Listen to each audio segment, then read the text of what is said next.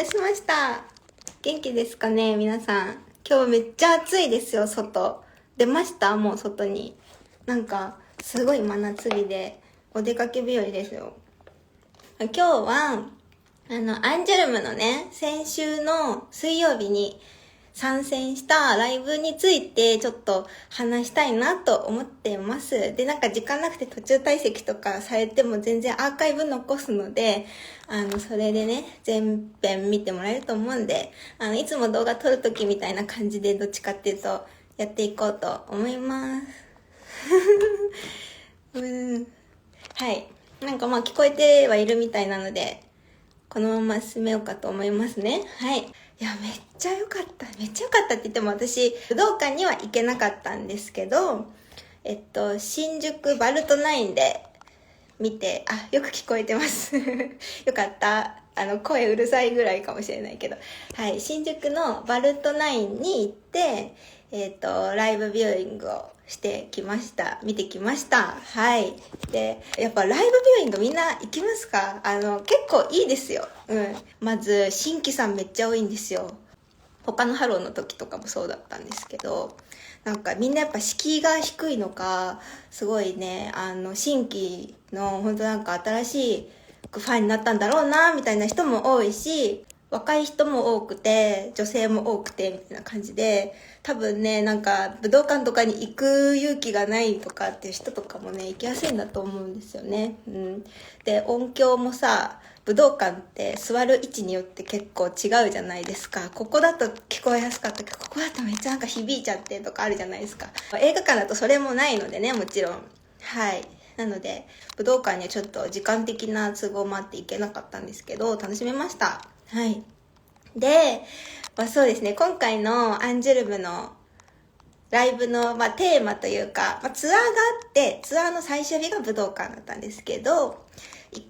毎回タイトルがあるんですよ。で、そのタイトルが、今回はアンジュルムコンサートツアー、ジ・アンジュルム・パーフェクションっていうタイトルで、もうね、このタイトル大丈夫かっていう、なんか、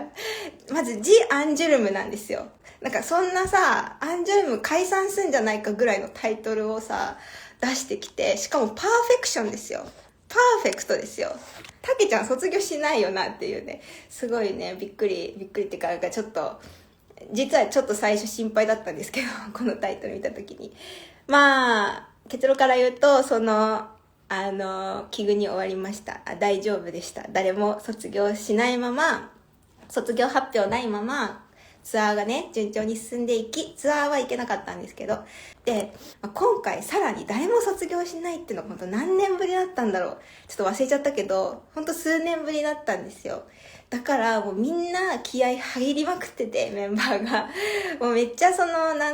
誰も卒業しないで、だからいつもはね、タイトルのサブタイトルに、何々卒業スペシャルってつくんです、大体。和田彩香卒業スペシャルとか、笠原桃奈卒業スペシャルとか、それがないっていうね。で、ついたのがパーフェクションっていうね。だからみんなすごい気合入ってて、嬉しそうでしたね。なんでパーフェクション、そもそもパーフェクションっていうタイトルがついたかっていうと、このツアーを通して、アンジュルムになってからのシングル曲全部やったらしいです。はい。私もそのツアーには行ってないんであれですけど、確かに武道館のそのライブ、全部シングルばっかりだったんですよ。だから、もしかしてこの1日で全シングルやるのかと思って、とか思ったけど、それはなくて、ツアーを通して考えるとやったらしいですね。だから武道館までで全部のシングルをやったっていうことで、シングル大全集みたいな、アンジュルムシングル大全集ライブだったと思います。だからこそ、より新規さんとか、最近好きになった人も楽しめるライブだったんだろうとは思いますし、シングル大練習といっても結構最近のライブでやってなかったのもあったんで、久しぶりに聴いたっていうのもあったし、このメンバーになってからは、もう、ここ数年で半分のメンバーが入れ替わったので、なんか新しい気持ちでね、また聴くことができました。なんかいろいろとハイライトポイントがあるんですけど、まずね、登場シーンがめっちゃかっこいいんですよ。いや、いつもかっこいいんですよ。アンジュルム含め、モーニング娘。とか、ジュースジュースとかも、もうライブの登場シーンめちゃくちゃかっこいいんですけど、ファンから言われてたのは、なんかジョジョっぽかったとか、若菜ちゃんだけど、メンバーの誰かもブログに書いてたんですけど、登場してポーズを決めるんですけど、そう、ポーズを決めるところで、スーパーサイヤ人って言われてましたみたいな感じだったんで、みんなジャンプ好きだなと思いながらね、見てましたけど、もう立ち姿がもうジョジョ立ちなんですね。はい。そういう感じでしたね。アンジュルムさんも、モーニングみたいに女性ファンの割合は半分ぐらいですか？前は半分ぐらいだったと思いますね。今は女性ファンの方が多い。だからどこまでを数えるかですよね。ライブビューイングとかだともう7割は女性ですね。だから、なんかその現場によってやっぱ違うとは思うんですよ。ファンクラブに入ってる人しか行けないイベントとかだとやっぱり男性ファンが多いですし、そういうのに行けないなんか敷居が高くてみたいな女性ファンって結構多いんで、こういうね、武道館とかそういう時だとやっぱ女性ファンが増えるなっていう印象がありますけど、女性のファンまあ増えましたね。なんかいろいろと言いたいことがあるんですけどね、とにかくもう休む暇なく立て続けにシングルラッシュで、もうずっと最初から最後まで飽きさせずに盛り上げてくれるってとこさすがだなと思いました。もうさすがでしたね。セットリストで言うと会いましょうっていうね、ラテン系の曲わかりますかね。最近のシングルですね。会いましょう。で、これまた最近のシングルはっきりしようぜ。で、3曲目がタデクームシもライキットで。もうね、ここで上がるんですよ。もうね、タデクームシとかって、前の10人体制の時、2018年ぐらいかな。ちょっとよく覚えてないけど、それぐらいの時期の、10人体制だった。まだ前リーダーの和田彩香ちゃんがね、リーダーをやってた時の10人でやってた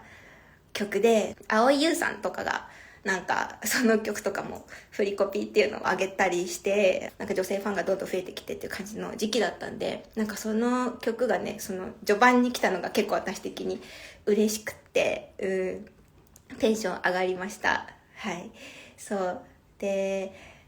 泳げないマーメイド派手にやっちゃいな、次々続々、もう6曲目に次々続々来ちゃうんですよ。いやーなんか割と序盤はそうですね、ダンスナンバー的な感じで、こうかっこいいアンジュルムみたいな感じになって、で8曲目9曲目でちょっとメドレーっぽいものが来て、そこで少しクールダウンさせてからの1回はけて衣装替えして戻ってきてメドレーが始まって、何が始まるんだろうと思ったら松本若菜ちゃんっていうね、最年少の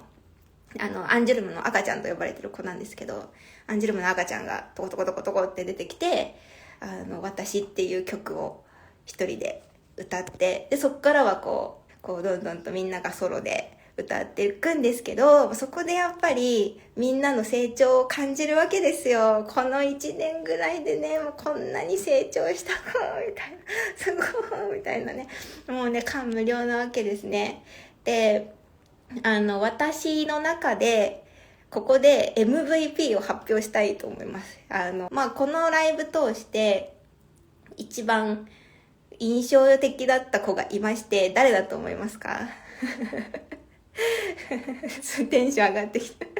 今回の私の、このアンジュルムの全員の中の MVP は、久子凛ちゃんです。はい。推しじゃなく、私の推しメンではなく、久子凛ちゃんですね。もう、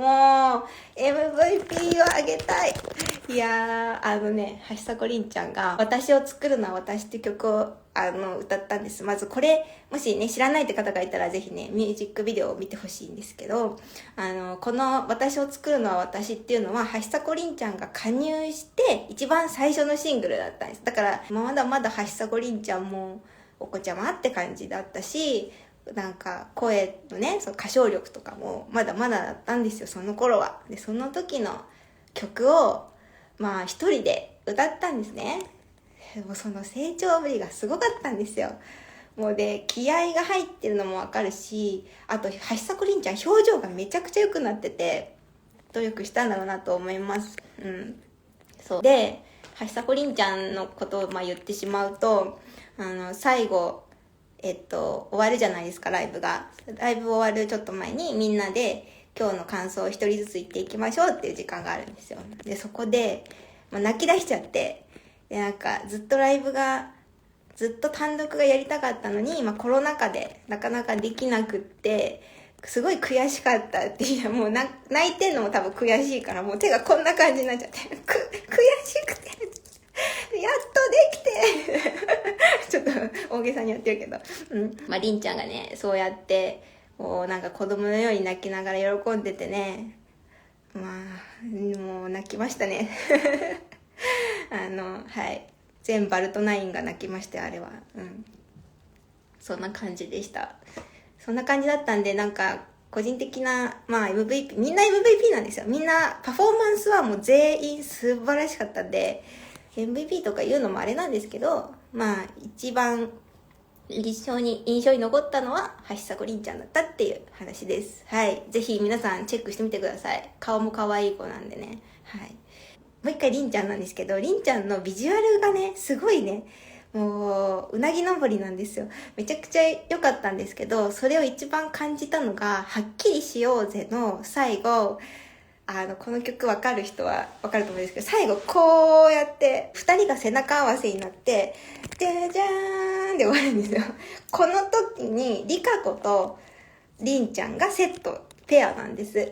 で、私はリカ子ファンなので、どうしてもいつもリカ子に目がいっちゃうんですけど、今回、りんちゃんから目が離せなくて、ちょっと何この美少女何この美少女って思いながら、もうずーっとりんちゃん、なんかカメラさんも途中からなんかこのカメラさんりんちゃん好きなんじゃないかみたいな感じで、りんちゃんのアップがね、すごい見えたんですけど、ライブ中。